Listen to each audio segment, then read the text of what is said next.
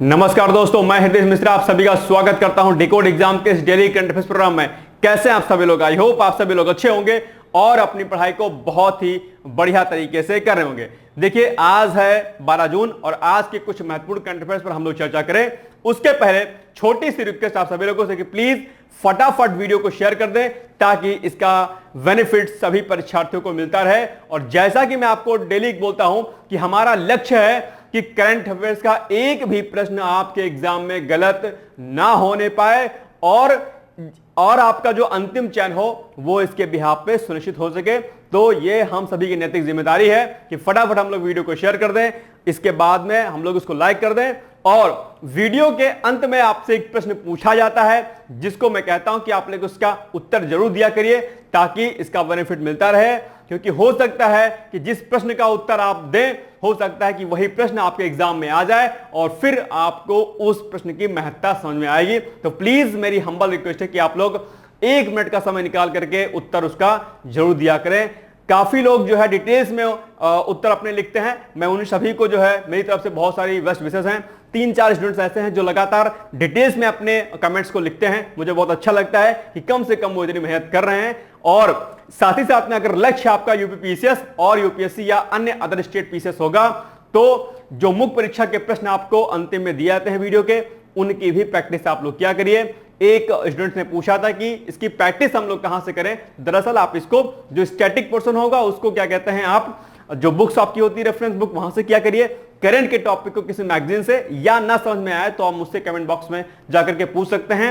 अगले दिन आपको वीडियो के माध्यम से डिटेल्स में उस प्रश्न को करा दिया जाएगा। ठीक है, तो चलिए बिना देरी के बाद का सेशन स्टार्ट करते हैं। देखते हैं कि आज का हमारा पहला प्रश्न कौन सा है। उसके पहले लास्ट वीडियो में हमने यानी कि आपसे एक प्रश्न पूछा था जिसका उत्तर आपको कमेंट बॉक्स में देना था। काफी लोगों ने इसका उत्तर दिया था, काफी लोगों ने डिटेल्स में उत्तर दिया था। मुझे नाम याद है, एक गौरव है, एक कनिका है और एक शायद एक लड़का और है, ध्यान नहीं आ रहा एग्जैक्ट मुझे। ठीक है, तो ये लोग काफी डिटेल्स में उत्तर दे रहे हैं, मुझे बहुत खुशी है इस बात की। खैर, सेबी का मुख्यालय कौन सा है, आइए देखते हैं इसको हम। तो सेबी का मुख्यालय क्या होगा, इसका राइट आंसर, इसका राइट आंसर हो जाएगा ऑप्शन नंबर सी, अर्थात मुंबई। और 4 इसके अन्य क्षेत्रीय कार्यालय भी हैं।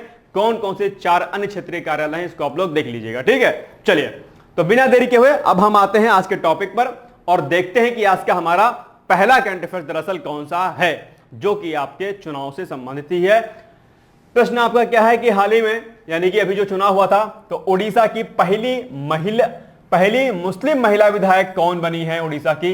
ये महिला सशक्तिकरण से संबंधित मुद्दा है, विमेन एम्पावरमेंट से संबंधित एक मुद्दा है, एक तरीके से समझ लीजिए आप। क्योंकि महिलाओं की जो भागीदारी होती है जब बढ़ती है तो निश्चित तौर पर यह हमारे देश के लिए एक अच्छी खबर होती है। ठीक है, तो मुस्लिम महिला विधायक अभी हाल ही में ओडिशा की बनी है। बताइए फटाफट इसका राइट आंसर क्या हो जाएगा। आपका ऑप्शन है सोफिया फिरदौस, या फिर बी सोफिया आलम, या फिर सी शबनम, या फिर महक रजा। ऑप्शन नंबर डी है। बताइए इसका सही उत्तर क्या होगा। इसका सही उत्तर होगा आपका ऑप्शन नंबर ए, अर्थात सोफिया फिरदौस है उड़ीसा की पहली मुस्लिम विधायक बनी है। यह अपने आप में क्या है, एक बहुत ही अच्छी खबर है। मैं आपको बता दूं, कई बार हालांकि हमने बताया भी है कि यदि कोई महिला किसी क्षेत्र में जो है प्रगति करती हैं, कुछ नया अचीव करती हैं, कुछ बेहतर करती हैं, तो वो प्रश्न आपके एग्जाम में निश्चित तौर पर क्या होता है, इंपॉर्टेंट हो जाता है। इस बात का आपको विशेष ध्यान देना है। ठीक है, चलिए आइए व्याख्या देखते हैं हम लोग इसको फटाफट। तो ओडिशा की पहली मुस्लिम विधायक सोफिया फिरदौस बनी है। ठीक है, ओके डन। इसके अलावा वो बाराबारी कटक से निर्वाचित हुई हैं। ठीक है, दूसरा पॉइंट यही पूछ सकता है कि कहां से निर्वाचित हुई है, तो यह ध्यान रखना है। इसके अलावा सबसे अच्छी बात है कि महज 32 साल की उम्र में उन्होंने यह अचीवमेंट हासिल किया है, यानी कि चुनाव जीता है। पहली बार उन्होंने जो है चुनाव लड़ा और पहली ही बार में वो जो है विधायक चुन ली गई। ठीक है, तो यह एक अच्छी खबर है। इसके अलावा वो एक कांग्रेस से प्रत्याशी थी, यह पॉइंट भी आपको ध्यान रखना है। ठीक है, और वो आईआईएम हैदराबाद से उन्होंने मैनेजमेंट में क्या की थी, डिग्री हासिल की थी। और एक अच्छी बात यह है कि जब कोविड हुआ था तो कोविड के दौरान उन्होंने गैर सरकारी संस्था मेकिंग फाउंडेशन के साथ मिलकर के सामाजिक कार्य किया था। उनकी प्रतिष्ठा काफी अच्छी बनी हुई थी, तो ऐसे में वो वहां से चुनाव जीत गई। ये अपने आप में एक अच्छी खबर है विमेन एम्पावरमेंट के क्षेत्र में। ठीक है, तो याद रखिएगा इसको। नेक्स्ट क्वेश्चन है, हाल ही में किसे PNB Met Life India insurance का सीईओ नियुक्त किया गया है। बताइए इसका फटाफट उत्तर क्या होगा। चार ऑप्शन आपके दिए गए हैं। ऑप्शन नंबर ए आपका है समीर बंसल को, या बी कार्तिक राज को, या सी उमेश पाटिल को, या फिर option number D Suresh Kulkarni को। तो इसका जो सही उत्तर होगा क्या होगा? इसका सही उत्तर होगा आपका ऑप्शन नंबर ए, अर्थात समीर बंसल को अभी हाल ही में PNB Met Life India insurance का सीईओ और साथ ही साथ में वहां का एमडी भी यानी कि मैनेजिंग डायरेक्टर भी नियुक्त किया गया है। आइए इसकी व्याख्या देखते हैं हम लोग फटाफट। तो हाल ही में सुनील बंसल, नाम याद रखिएगा इसको, सुनील बंसल को PNB Met Life India insurance, ठीक, ये नाम याद रखिएगा, का प्रबंध निर्देशक यानी कि इसको हम एमडी यानी कि मैनेजिंग डायरेक्टर बोलते हैं, और सीईओ भी इनको नियुक्त किया गया है। दोनों पद इनको मिले हैं। आपको बता दूं कि PNB Met Life India insurance, PNB अर्थात पंजाब नेशनल बैंक की जीवन बीमा कंपनी है। हो सकता है आपसे सीधे तौर पर प्रश्न यही पूछ ले कि बताइए PNB Met Life India insurance का संबंध निम्नलिखित में से किसी से है? चार ऑप्शन दे देगा और पूछ लेगा कि बताइए क्या है ये। तो दरअसल क्या है ये? पीएनबी की जीवन बीमा कंपनी है। ध्यान रखिएगा, पीएनबी कौन?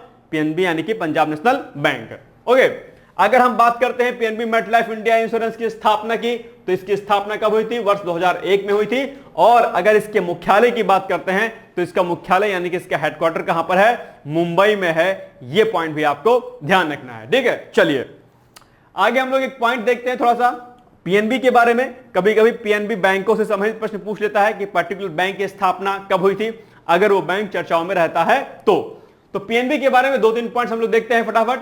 यह भारत सरकार का सार्वजनिक क्षेत्र का बैंक है। ओके, इसकी स्थापना, अब यह पॉइंट आपके लिए क्या है? इंपॉर्टेंट है कि इसकी स्थापना 19 मई यानी कि 19 मई 1894 यानी कि 19 मई 1894 को हुई थी। यह पॉइंट आपको याद रखना है। अगर हम इसके संस्थापक सदस्यों की बात करते हैं तो दयाल सिंह मजीठिया और लाला लाजपत राय जो है प्रमुख थे। हालांकि संस्थापक सदस्यों में कुछ और लोग और भी थे, लेकिन मुख्य तौर पर जो है दो नाम ये आते हैं, ठीक है। इसके अलावा मैं आपको बता दूं, ये जो लाला लाजपत राय जी थे, लाला लाजपत राय के बारे में आपको डिटेल्स में चीजें पता होंगी। ऑलरेडी हमने इनके बारे में कई सारे पॉइंट्स बताए थे। भारतीय स्वतंत्रता संग्राम के क्रांतिकारी थे, और सबसे बड़ी बात कि दरअसल लाला लाजपत राय जो है डीएवी यानी कि दयानंद एंग्लो जो विद्यालय होते थे उनके स्टूडेंट थे, अर्थात ये दयानंद सरस्वती के शिष्य थे, यानी कि ये आर्य समाजी थे। आर्य समाजियों की अगर बात करते हैं क्रांतिकारियों में तो अशफाक उल्लाह खां, राम प्रसाद बिस्मिल, राजगुरु, भगत सिंह, ये सभी लोग जो है, ऑलरेडी चंद्रशेखर आजाद, ये सभी क्रांतिकारी जो दरअसल आर्य समाजी थे, डीएवी के जो है स्टूडेंट्स थे, ठीक है। ये पॉइंट आपको ध्यान रखना है। और लाला लाजपत राय के बारे में चीजें आपको ऑलरेडी पता होंगी, नहीं पता है तो एक बार लाला लाजपत राय के बारे में आज एक बार इंटरनेट पर चीजों को सर्च करके पढ़ लीजिएगा। प्रश्न लाला लाजपत राय जी से पूछ लेता है। चलिए इसके बाद हम लोग थोड़ा सा और बात करते हैं इंपॉर्टेंट पॉइंट की। ये पॉइंट भी आपके लिए इंपॉर्टेंट हो जाएगा।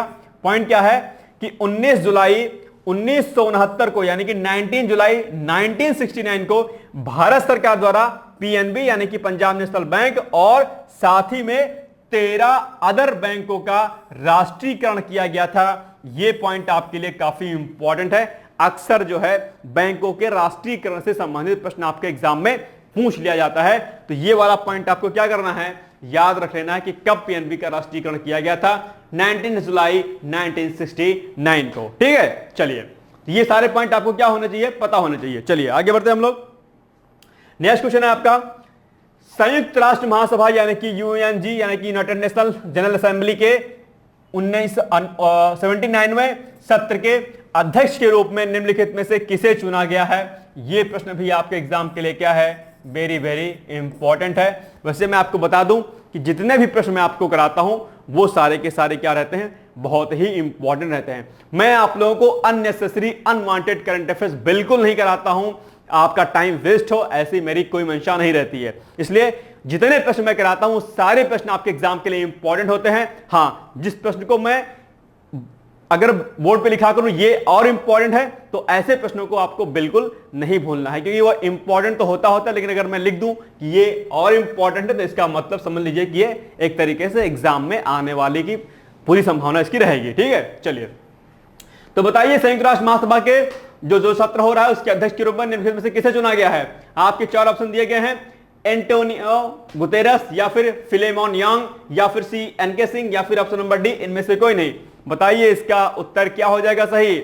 इसका सही उत्तर होगा आपका ऑप्शन नंबर बी अर्थात फिलेमोन यांग को अभी जो है संयुक्त राष्ट्र महासभा का जो 79 जो सत्र होने वाला है उसके अध्यक्ष के रूप में चुना गया है। यह प्रश्न आपके लिए क्या है? इंपॉर्टेंट है। चलिए व्याख्या देखते हैं हम लोग। तो संयुक्त राष्ट्र महासभा यानी कि यूएनजी के 79 सत्र के अध्यक्ष के रूप में फिलेमोन यांग, नाम याद रखिएगा, को चुना गया है। यह सत्र कब होगा? 10 सितंबर को होगा। ध्यान रखिएगा कहां पर होगा? 10 सितंबर को न्यूयॉर्क के, कहां पर? न्यूयॉर्क के संयुक्त राष्ट्र मुख्यालय में दरअसल इस सत्र का आयोजन होगा। और अगर हम इसके विषय की अर्थात इसके हम थीम की बात करते हैं तो थीम क्या होगी? जरा देखिएगा ध्यान से। इसकी थीम होगी विविधता में एकता, शांति की उन्नति, सतत विकास और हर जगह सभी के लिए मानव सम्मान। और संयुक्त राष्ट्र महासभा के बारे में आप सभी लोग जानते होंगे, संयुक्त राष्ट्र महासभा का क्या कुछ कार्य है यह भी आप लोगों को पता होगा। इस पर हमने डिटेल्स में एक दिन वीडियो बनाया हुआ था प्रश्न के माध्यम से, ठीक है। चलिए थोड़ा सा संयुक्त राष्ट्र महासभा के बारे में देख लेते हैं। सारे पॉइंट्स इसके इंपॉर्टेंट हैं, ध्यान रखिएगा, ठीक है। अक्सर आपके एग्जाम में पूछ लेता है यहां से प्रश्न, ठीक। तो स्थापना कब हुई थी संयुक्त राष्ट्र महासभा की? 1945 अर्थात 1945 में। इंपॉर्टेंट फैक्ट है। मुख्यालय कहां पर है इसका संयुक्त राष्ट्र महासभा का? तो मुख्यालय है संयुक्त राष्ट्र महासभा का न्यूयॉर्क में। और 193 सदस्य देश हैं इसके। और अगर हम इसके पहले सत्र की बात करते हैं कि दरअसल इसका पहला सत्र कब आयोजित हुआ था, तो इसका पहला सत्र 10 जनवरी 1946 अर्थात 10 जनवरी 1946 को कहां पर? लंदन में बुलाया गया था इसका पहला सत्र। यह पॉइंट भी आपके एग्जाम के लिए क्या है? इंपॉर्टेंट है। हो सकता है कि आपके यूपीपीसीएस मुख्य परीक्षा में या फिर एमपीपीसीएस या यूकेपीएससी या फिर अदर स्टेट्स के एग्जाम में संयुक्त राष्ट्र महासभा पर शॉर्ट नोट्स लिखने के लिए आ जाए, क्योंकि जो आपका जो सिलेबस है दरअसल जो सेकंड पेपर है, सेकंड पेपर में अंतरराष्ट्रीय यानी कि इंटरनेशनल ऑर्गेनाइजेशन टॉपिक दिया गया है। तो ऐसे प्रश्न आपके मुख्य परीक्षा में शॉर्ट नोट्स के फॉर्म में लिख सकते हैं। या फिर यह भी पूछ सकता है कि पर्टिकुलर जो ऑर्गेनाइजेशन होता है संयुक्त राष्ट्र महासभा का, भारत के परिप्रेक्ष्य में क्या योगदान है। इस प्रकार के प्रश्न भी आपके एग्जाम में पूछ सकता है, ठीक है। तो नेशनल जितने भी ऑर्गेनाइजेशन है यानी कि राष्ट्रीय जितने भी आपके ऑर्गेनाइजेशन है और इंटरनेशनल जो भी संस्थाएं हैं ऑर्गेनाइजेशन हैं, उन सभी के बारे में आपको पता होनी चाहिए। इंटरनेशनल ऑर्गेनाइजेशन में चाहे आपका WTO हो गया, IMF हो गया, आपका WHO हो गया, संयुक्त राष्ट्र महासभा हो गया, ठीक है। ये सारी चीजें आपको दरअसल पता होनी चाहिए, ठीक है। चलिए आगे बढ़ते हैं हम लोग। नेक्स्ट क्वेश्चन आपका, नेक्स्ट क्वेश्चन नंबर 4। हाल ही में नौसेना की पहली महिला हेलीकॉप्टर पायलट बनी है। यह प्रश्न भी आपके एग्जाम के लिए क्या है? मोस्ट इंपॉर्टेंट है, ध्यान रखिएगा, ठीक है। तो बताइए नौसेना की पहली महिला हेलीकॉप्टर पायलट कौन सी बनी है? 4 ऑप्शन आपके दिए गए हैं। नंबर 1 ए यानी कि अनामिका कुलकर्णी, या बी अनामिका बी राजीव, या फिर सी मेधाविष्ट, या फिर ऑप्शन नंबर डी पूजा पाल। बताइए इसका फटाफट उत्तर क्या होगा। मुझे लगता है आप सभी लोगों ने न्यूज़पेपर अगर आप लोग पढ़ते होंगे तो आपको चीजें पता होंगी।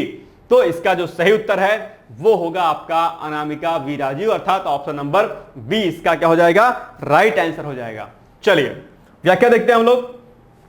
हाल ही में नौसेना की पहली महिला helicopter pilot Anamika V Rajeev बनी है, ओके। और एक पॉइंट इसमें हम लोग और थोड़ा सा देख लेते हैं कि बात अगर नौसेना की हो रही है तो प्रतिवर्ष 4 दिसंबर को भारतीय नौसेना दिवस मनाया जाता है। यह फैक्ट भी आपके एग्जाम के लिए क्या है? इंपॉर्टेंट है, ध्यान रख लीजिएगा, ठीक है। पूछ लेता है अक्सर आपके एग्जाम में। इसके अलावा अगर हम भारतीय नौसेना के आदर्श वाक्य की बात करते हैं तो भारतीय नौसेना का आदर्श वाक्य क्या है? संगनो वरुणा, यह है इसका आदर्श वाक्य। कभी कभी संस्थाओं के जो आदर्श वाक्य होते हैं वो भी आपके एग्जाम में पूछ लेते हैं, ध्यान रखिएगा, ठीक है। चलिए आगे बढ़ते हैं हम लोग। नेक्स्ट क्वेश्चन आपका क्वेश्चन नंबर 5। भारत के प्रधानमंत्री को उनके पद की शपथ कौन दिलाता है? ठीक है, अब देखो ये क्वेश्चन क्या है? पॉलिटी का है एक बात, लेकिन करंट में जुड़ा हुआ है। ये जितने कुछ कुछ महत्वपूर्ण जो पद होते हैं, ठीक है, उन पदों पर जो उनकी शपथ होती है, उनको शपथ उनको कौन दिलाता है? यह प्रश्न आपके एग्जाम के लिए बहुत इंपॉर्टेंट होता है। जैसे आपसे अगर मैं कहूं कि जो आपके CGI होते हैं, ठीक है, यानी कि चीफ जस्टिस ऑफ इंडिया यानी कि भारत के मुख्य न्यायाधीश, उनको शपथ कौन दिलाता है? राज्यपाल को कौन शपथ दिलाता है, मुख्यमंत्री को कौन शपथ दिलाता है, प्रधानमंत्री को कौन शपथ दिलाता है, राष्ट्रपति को कौन शपथ दिलाता है। ये सारी चीजें जो है आपके एग्जाम के लिए बहुत महत्वपूर्ण होती हैं। तो जितने संवैधानिक पद हैं उन पदों को जो है जब वो अपने पद की गोपनीयता की शपथ लेते हैं, पद की शपथ लेते हैं, तो उनको कौन शपथ दिलाता है, ऐसे प्रश्न अक्सर आपके एग्जाम में पूछ लेते हैं। तो ये सारी चीजें आप पॉलिटी के माध्यम से प्रिपेयर कर लीजिएगा, ठीक है, टास्क है आपका।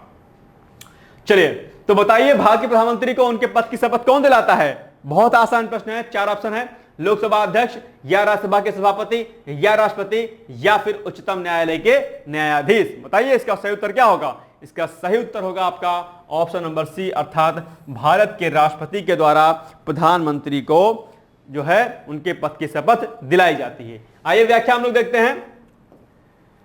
तो व्याख्या के अंतर्गत क्या होगा, इसमें आएगा आर्टिकल 75 जो कि आपके लिए इंपॉर्टेंट है, मोस्ट इंपॉर्टेंट है। आर्टिकल 75 यानी कि आर्टिकल 75 से बहुत सारे प्रश्न आपके आते हैं। तो आर्टिकल 75 के अकॉर्डिंग अनुच्छेद 75 के अनुसार राष्ट्रपति प्रधानमंत्री की नियुक्ति करेगा और प्रधानमंत्री के सलाह पर अन्य मंत्रियों की नियुक्ति करेगा, ठीक, यह भी ध्यान रखिएगा। इसके अलावा राष्ट्रपति प्रधानमंत्री पद की शपथ दिलाएंगे, जो कि प्रश्न में था क्वेश्चन। इसके अलावा जो कि प्रश्न में क्या था, यही था प्रश्न था ना कि कौन शपथ दिलाता है, तो राष्ट्रपति दिलाते हैं। चलिए आगे बढ़ते हैं हम लोग।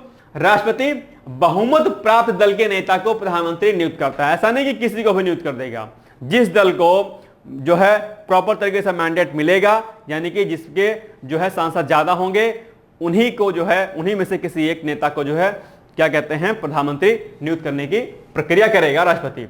आगे एक फैक्ट इसमें बहुत ही इंपॉर्टेंट है जो अक्सर आपके एग्जाम में पूछ लेता है कि मंत्रिपरिषद सामूहिक रूप से लोकसभा के प्रति उत्तरदायी होती है।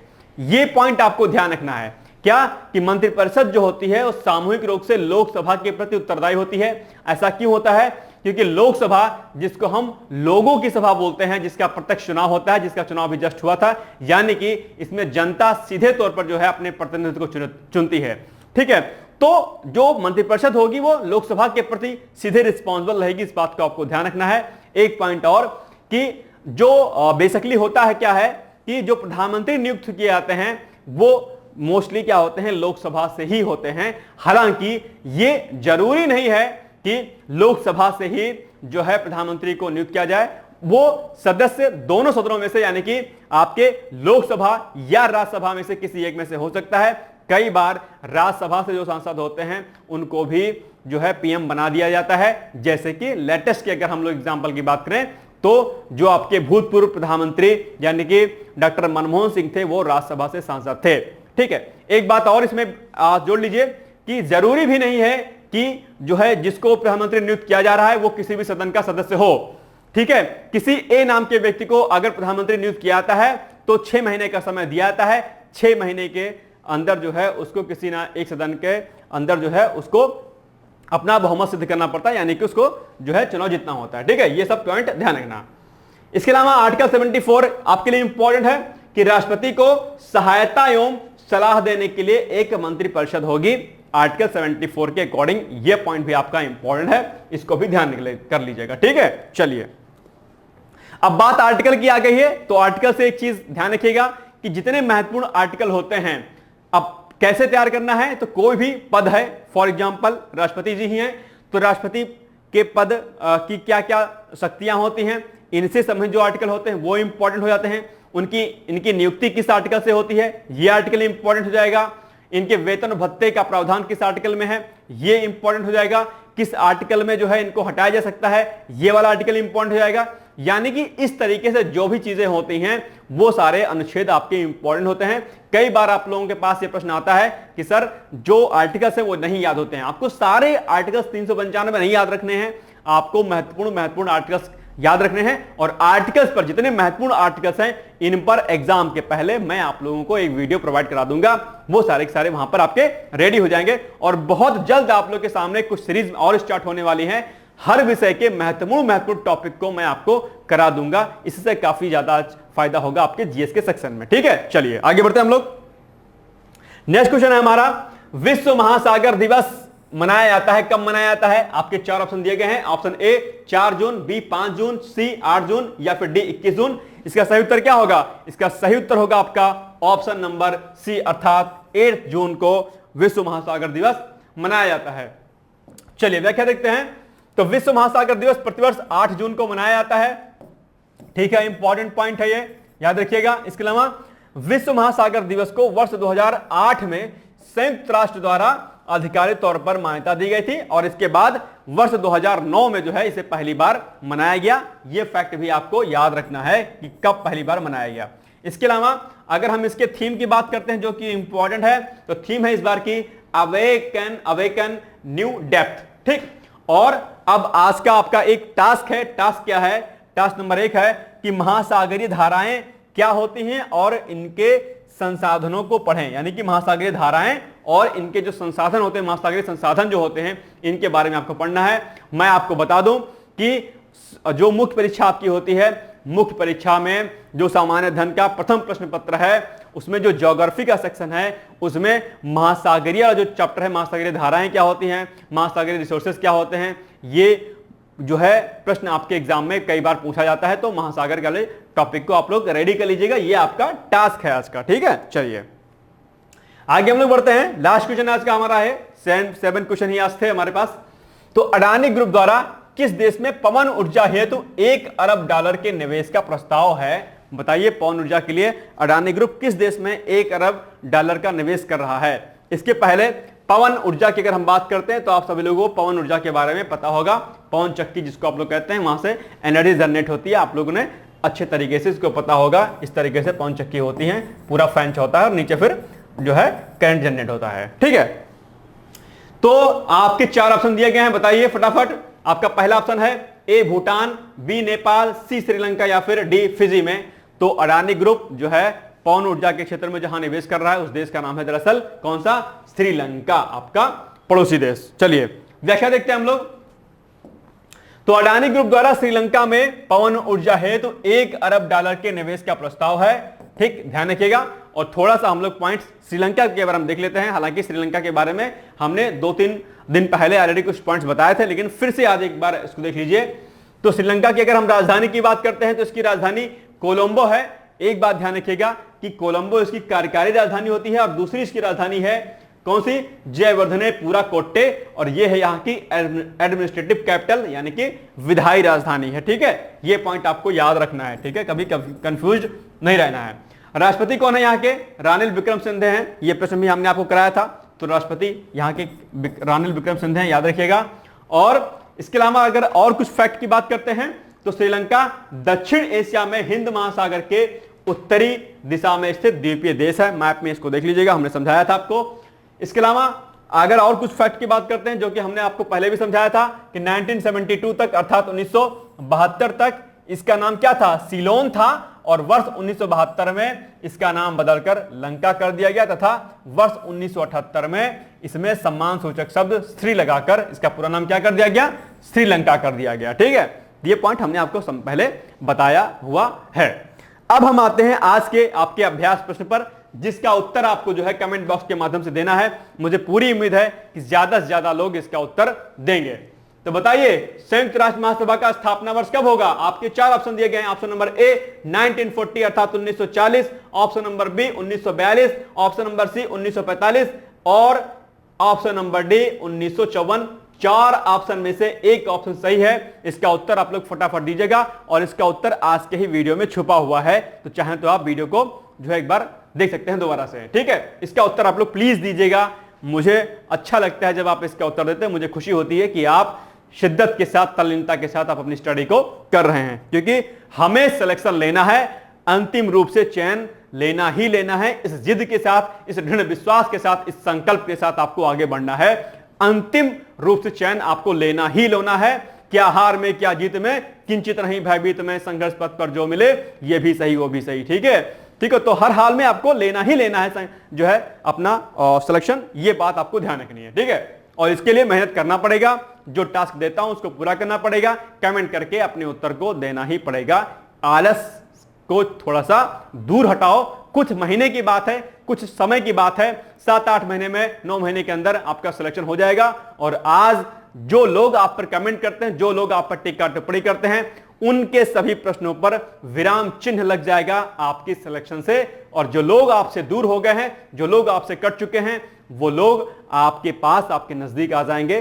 जब आप सक्सेस हो जाएंगे। नहीं तो अगर कामयाबी नहीं मिलेगी तो आपका वही व्यक्ति जो आपके सबसे खास है, सबसे नजदीकी है, वही व्यक्ति आपसे एक पल में दूर हो जाएगा और आपको इसका आभास नहीं होगा। इसलिए जरूरी होता है कि आप अपनी पढ़ाई पर फुल्ली तरीके से डेडिकेटेड रहें। ठीक है, चलिए आते हैं आज के हम मुख्य परीक्षा के प्रश्न पर।